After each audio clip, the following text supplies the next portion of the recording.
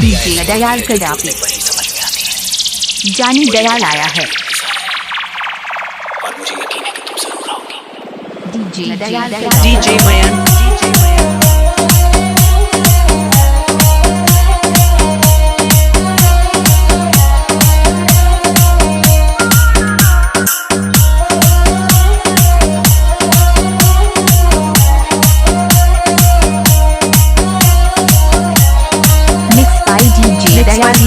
MKS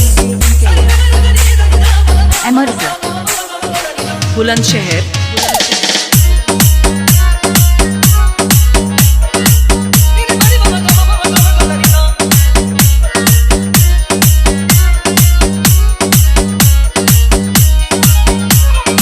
DJ Shiva music director Bairal Prajapat.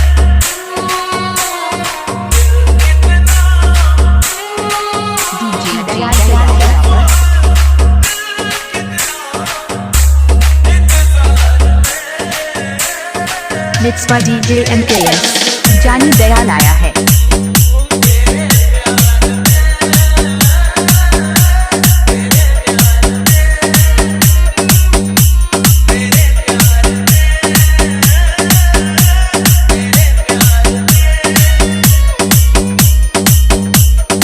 Mix by DJ MKS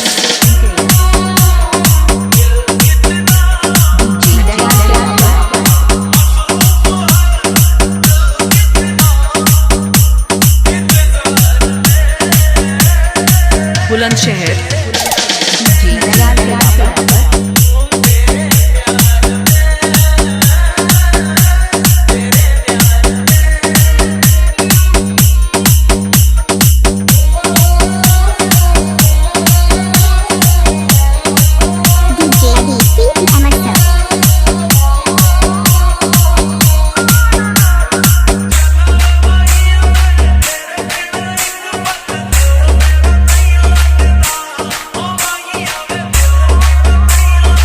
mixed by DJ MKS